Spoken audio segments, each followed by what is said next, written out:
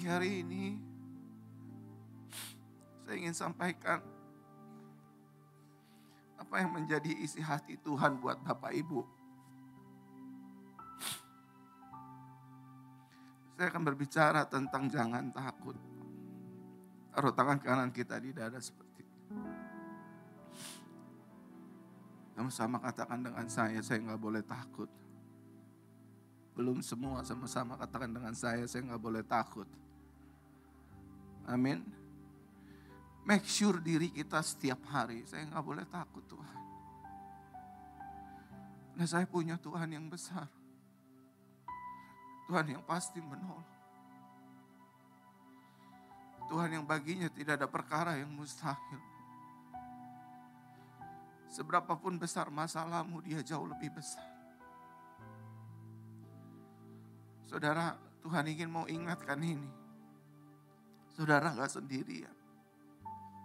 Tuhan pasti menolong kita. Kalau 2000 tahun yang lalu Dia sudah mati buat kita.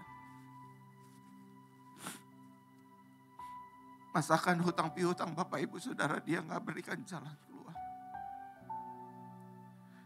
Kalau 2000 tahun yang lalu Dia sudah mati dan rela terhukum, dan semua kita tahu Dia direndahkan dan sebagainya. Masa anak cucu dan menantu kita Dia gak tolong ketika dia menghadapi masalah. Dia pasti tolong. Dia pasti bela. Dan Yesus pasti berikan jalan keluar bagi kita anak-anak. Tepuk tangan buat Tuhan. Lihat Ulangan pasal 31.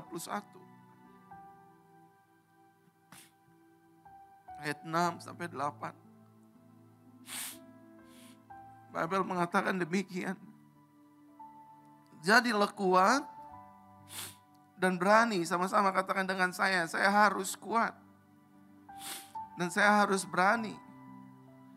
Kita kuat bukan karena kekuatan gagah kita kuat karena ada Tuhan di pihak kita.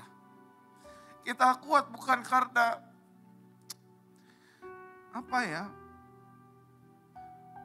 saudara dan saya mungkin punya keluarga yang kaya, punya keluarga yang pintar. Trust the Bible Bapak Ibu. Semua ini akan mengecewakan kita. Finally, kekayaan kita gak bisa tolong kita dari sakit penyakit kita. Finally, uang yang kita miliki gak bisa mempertahankan keutuhan rumah tangga anak cucu kita. Gak bisa. Kita kuat karena kita percaya. Ada satu tangan yang gak bisa kita lihat namun kita rasakan penyertaan dan bukti nyatanya. Yaitu tangan Tuhan Yesus Kristus.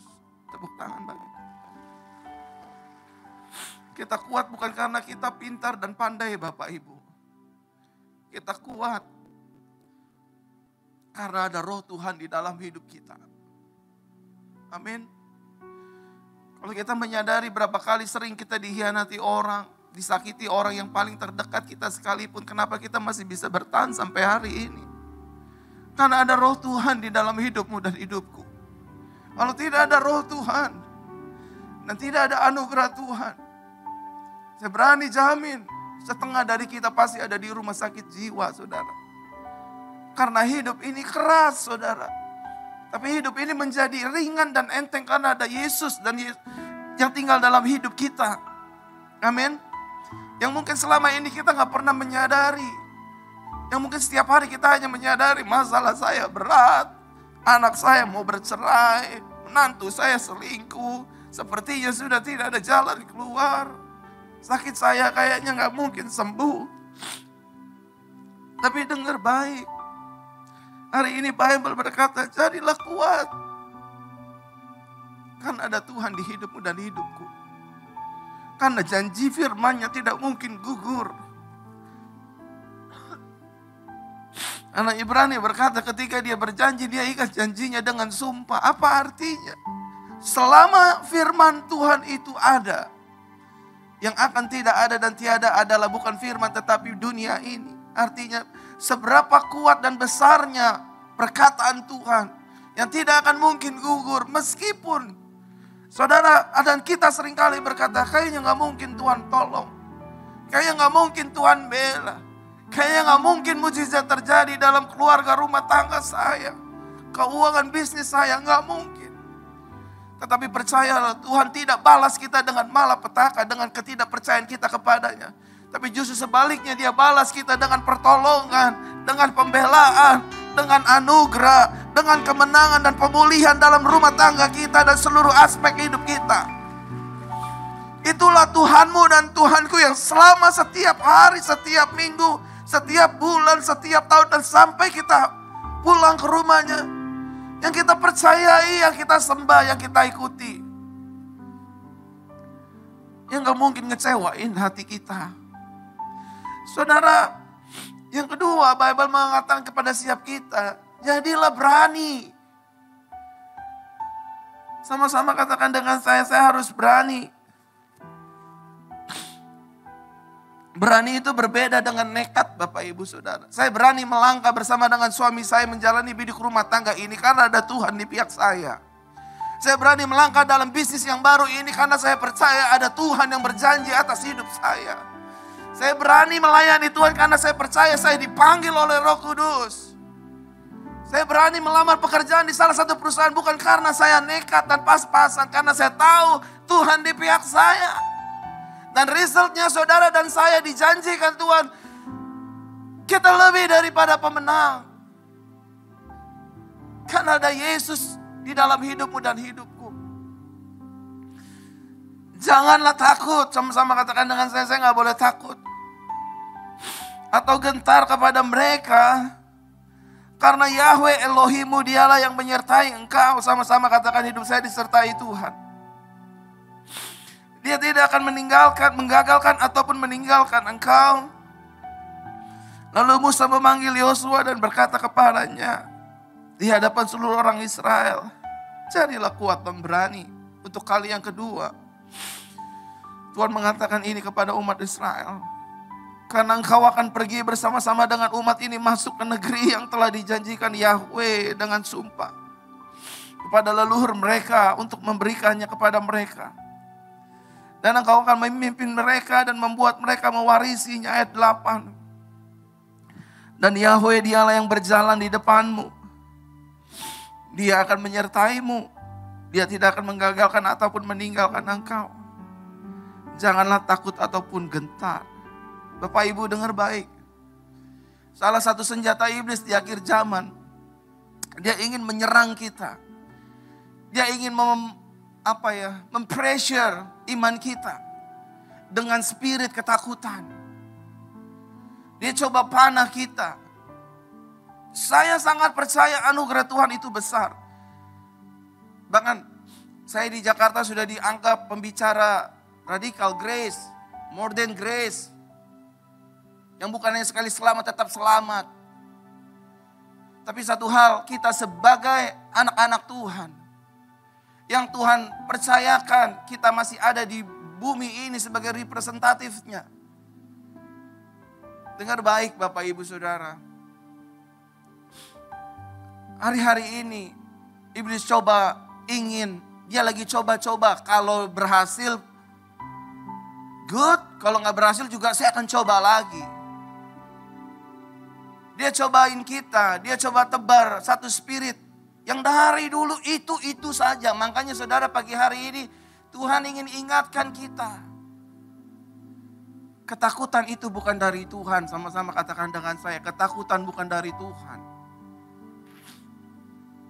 Yang Tuhan berikan kepada saudara dan saya yang pertama, damai sejahtera. Sama-sama katakan dengan saya, damai sejahtera. Yang kedua, sukacita. Sama-sama katakan dengan saya, sukacita. Yang ketiga, Tuhan berikan kita ketenangan. Amin. Bible mencatat dengan jelas hanya dekat Elohim saja aku tenang. Daripadanya keselamatanku. Tapi tahukah ketika Kristus Yesus mati dan bangkit, kita bukan hanya dekat kepada Kristus, Kristus tinggal dalam kita. Dia yang coba jauh lebih melangkah ribu langkah untuk tinggal dalam hidup kita. So dia berikan kita ketenangan. Another spirit yang lain. namanya ketakutan. Dan iblis melihat, kamu mau orang miskin, kamu mau orang kaya, mau kamu orang punya pangkat, terpandang, pendeta, gembala, terserah deh apa jabatanmu. Tapi aku mau coba-coba gitu loh. Aku mau coba kasih kamu ketakutan tentang masa depanmu.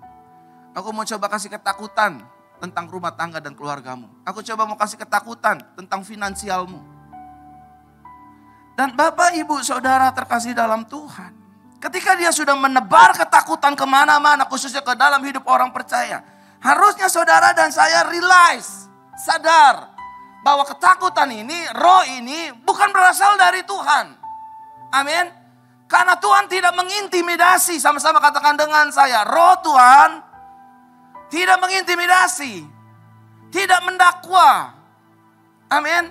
Ketakutan itu memiliki sifat intimidasi dan dakwaan. Kamu tidak mungkin sembuh, rumah tanggamu tidak akan mungkin dipulihkan, kamu tidak akan mungkin bangkit, usahamu tidak akan mungkin maju, masa depanmu suram sesuram-suramnya. Kamu pernah diperkosa berkali-kali, kamu pernah aborsi, kamu pernah keguguran, gak mungkin kamu pernah punya anak.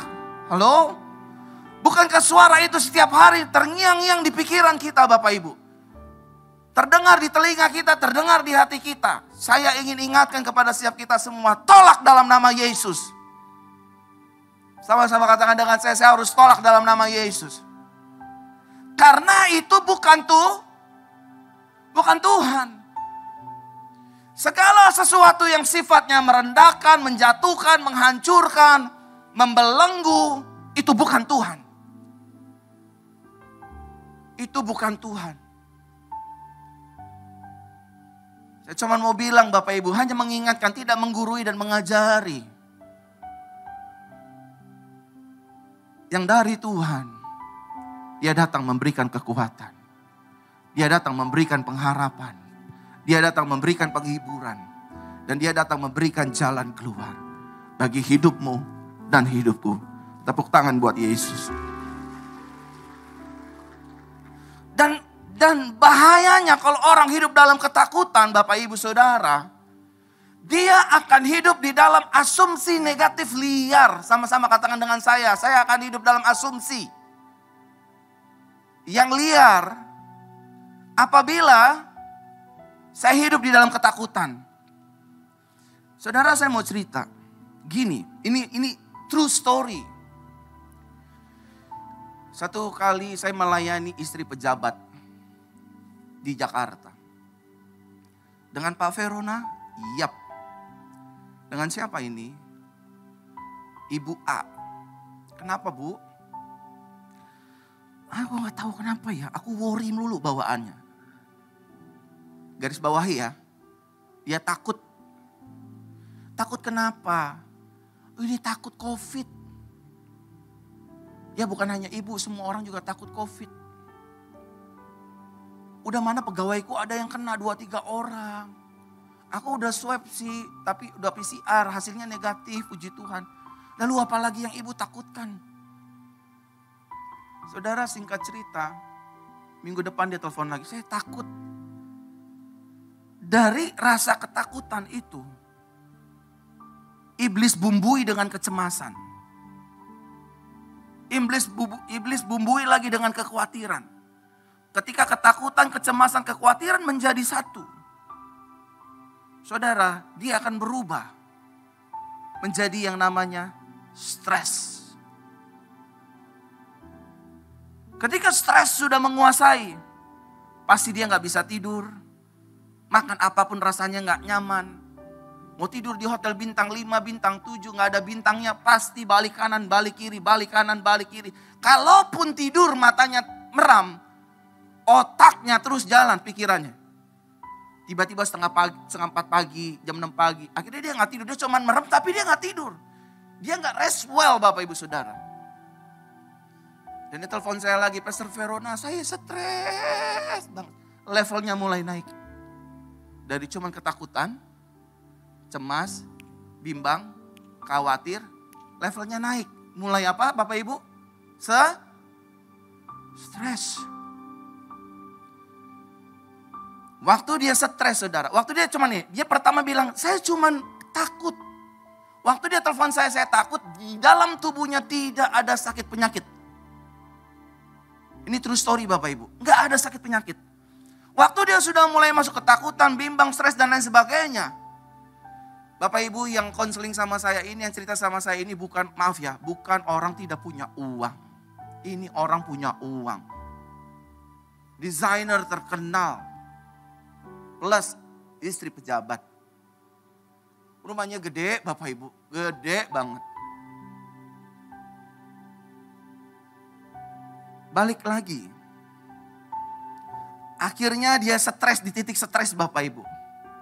Waktu di titik stres, dia telepon saya, Pastor Verona, ini loh, di kakiku ini loh muncul biru-biru, lebam-lebam. Di badanku, akhirnya aku cek ke dokter. Oh ibu stres, dikasih minum obat stres, dikasih obat ini, dikasih sanak, obat tidur dan lain sebagainya. Dari level stres saudara, iblis giring masuk ke level yang lebih tinggi lagi. Depresi. Sudah jauh dia melangkah Bapak Ibu. Halo? Tuk, tuk, tuk, tuk. Sampai di sini. Waktu di depresi dia selama 3 bulan benar-benar tidak bisa tidur. Uangnya banyak Bapak Ibu. Kalau saya mau parkir di rumahnya itu, situ Ferrari-nya, situ Alphard-nya, situ Lexus Alphard yang model kayak Alphard yang terbaru. Apa yang kurang gitu loh dari hidup ini? Apa yang gak bisa dia beli gitu? Kalau saya lihat sosialita di Instagramnya, aduh, kanannya istri menteri, kirinya istri jenderal. Bukannya bintang yang 1, 3, 4 Bapak Ibu. Apa yang kurang dari hidupnya? Tapi ketika ketakutan mulai merasuki hidup orang percaya, even ada anugerah Tuhan. Kita saudara akan dipermainkan setan. Anugerahnya tetap berlaku untuk menolong kita pada akhirnya. Tetapi dalam menjalani daily activity-nya, dia disiksa Bapak Ibu. Nah ini bukan rencana Tuhan, ini bukan maunya Tuhan. Membiarkan hidup anak-anaknya tersiksa karena Yesus yang sudah tersiksa bagi kita. Nah kita harus bisa cepat-cepat menyadari ini Bapak Ibu. Kalau orang yang hidup dalam ketakutan terus, manusia pasti punya rasa takut. Tapi Tuhan gak mau, jangan sampai ketakutan. Takut itu wajar Bapak Ibu, meskipun itu bukan roh dari Tuhan. Tapi lekas-lekas kita sadar, enggak, saya anak Tuhan, Tuhan beserta saya pasti ditolong Tuhan, Tuhan di pihak saya. Ngomongin itu tiap hari Bapak Ibu. Akhirnya sampai sini Bapak Ibu Saudara. Tahu apa yang terjadi? Sebentar-sebentar pingsan. Sebentar-sebentar pingsan. Ya iyalah 3 bulan gak tidur. Trombosit turun. Anatomi tubuh pasti beda-beda. Ada pastor, ada dokter juga namanya Pastor Elisa. Betul pastor ya? Jantung berdebar. Akhirnya saudara diagnosa dokter aneh-aneh. Saya kena sakit ini, saya kena sakit itu, saya kena sakit ini, saya kena sakit itu, saya kena sakit ini, saya kena sakit. Sampai finally result dari medis bilang, you ada cancer di tumor dan di otak. Apa namanya? Di paru-paru dan di otak. Nafasmu 3 bulan saja. Tapi Tuhan tidak menyerah dengan ibu ini. Seperti 2 hari yang lalu saya kesaksian. Saya sambangi dia pada akhirnya di rumah sakit. Bawa minyak urapan. Tante dengar baik ya. Sambil saya nangis saya bilang, tante dengerin baik-baik. Dokter boleh vonis hidupmu tinggal 3 bulan lagi. Pas semua keluarganya udah nangis, udah hancur. Saya cuma gak tahu kenapa mulut saya dituntun Tuhan. Cuma bilang, gak ada cancer, gak ada tumor. Paru-paru dan otakmu bersih semua. Kamu tidak akan mati. Aku pertaruhkan pelayananku. Yang selama 20 tahun kurang lebih aku melayani Yahweh yang hidup. Yesus yang hidup. Roh Kudus yang hidup. Gak mungkin dia gak dengar doa anaknya. Gak mungkin dia biarin iman anaknya. Gak mungkin dia biarkan kita tersiksa. Aku Aku taruh tanganku dengan minyak urapan, aku bilang dalam nama Yesus Tuhan. Ku pertaruhkan seluruh masa pelayanan dan pengabdianku. Orang ini pasti gak mati. Bukan karena aku, tapi lagi-lagi karena anugerah Tuhan. Amin. Dan anugerah Tuhan itu bekerja bersama-sama dengan iman orang percaya. Bukan our effort, by His grace. Beberapa waktu yang lalu dia bilang, di apa sih namanya kalau otak disedot ya, biopsi ya namanya. Itu dibedel saudara, pak.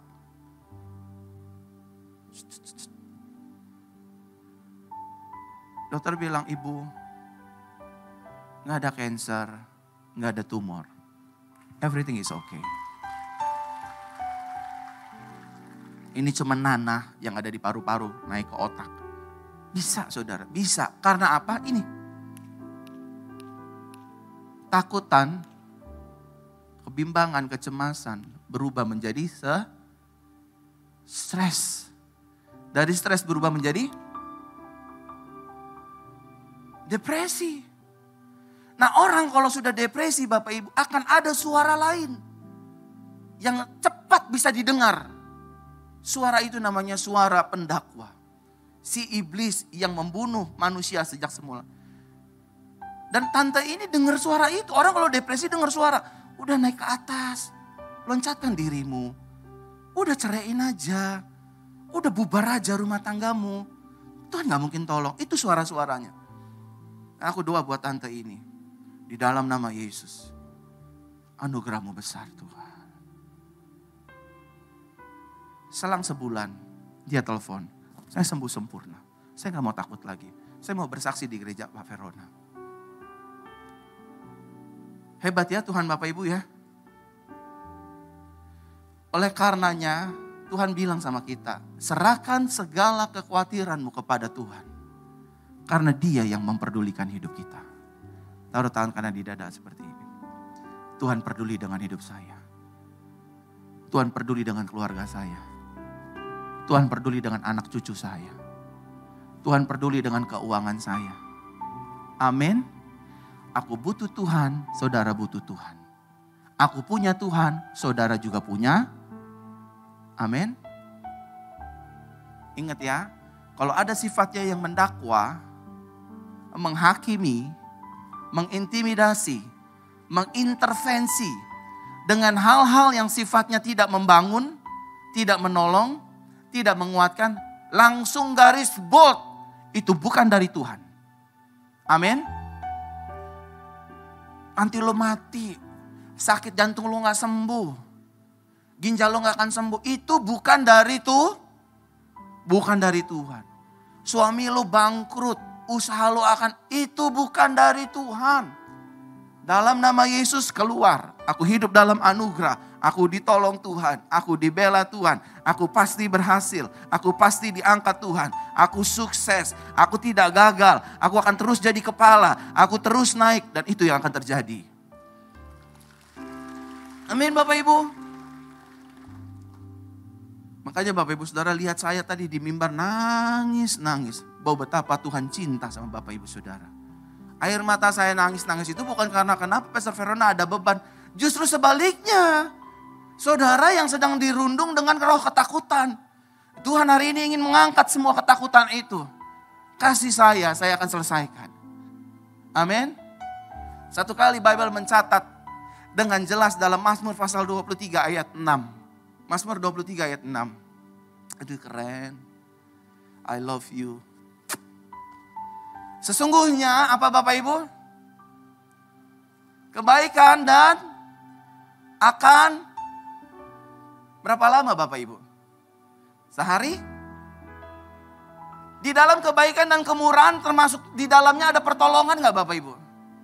Ada jalan keluar gak? Keren Yesus kita ya. Keren Tuhan kita, keren Yahweh kita. Dan aku akan tinggal dalam rumah Yahweh. Sama-sama katakan dengan saya, aku akan tinggal dalam rumah Yahweh. Berapa lama Bapak Ibu? Kenapa Daud ngomong ini? Dia seorang raja. Punya pasukan. Punya tentara yang the best. Punya jenderal-jenderal yang terbaik. Kalau perang gak pernah kalah. Tapi Daud sadar bahwa ini semua gak bisa membuat dia untuk tidak hidup dalam ketakutan. Ketika dia tinggal dalam rumah Yahweh, rest on his grace, dia tenang, saudara. Belajar dari raja ini. Punya kedudukan, punya nama baik, punya kuasa. Amin.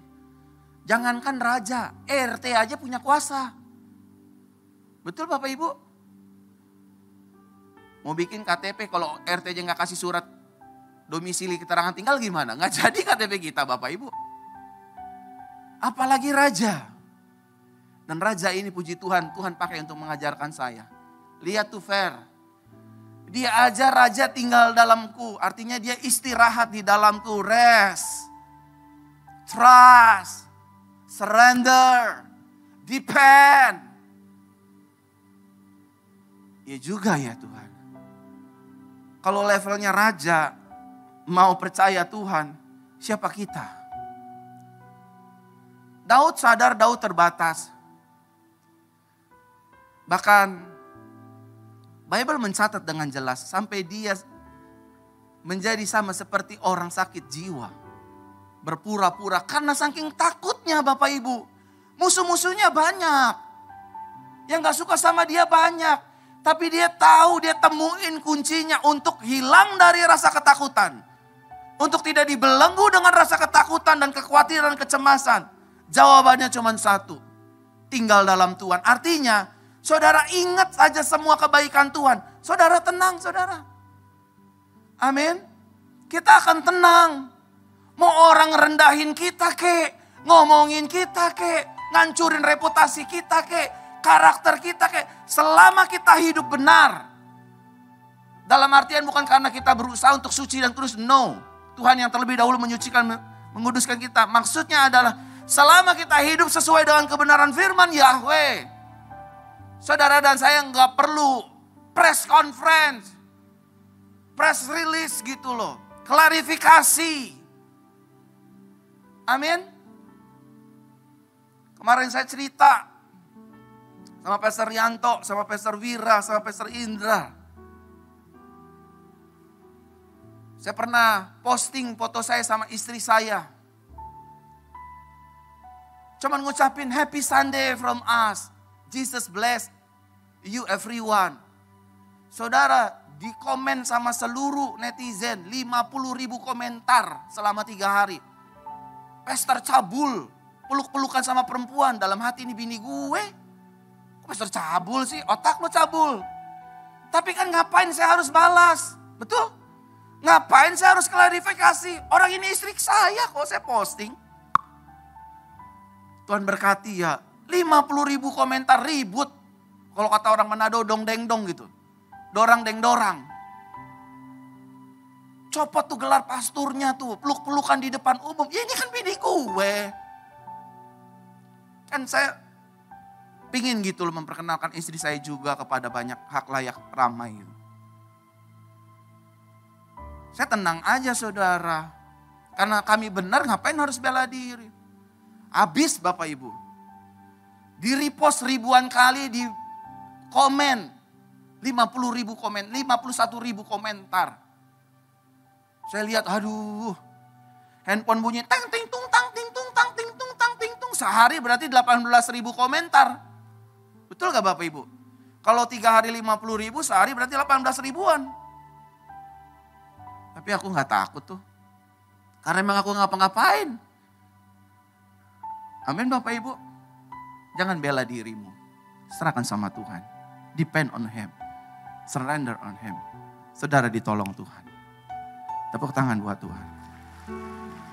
Siapa yang ngerasa hatinya penuh dengan damai mendengar firman ini? Boleh angkat tangan kanannya? Amin. Saudara punya Tuhan, saya punya Tuhan. Saudara disayang Yahweh, saya disayang Yahweh.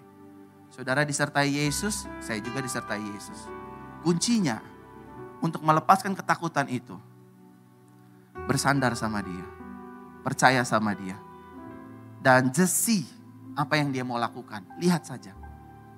Dia lakukan lebih daripada apa yang kita pikirkan, kita bayangkan, kita doakan. Tuhan berkati.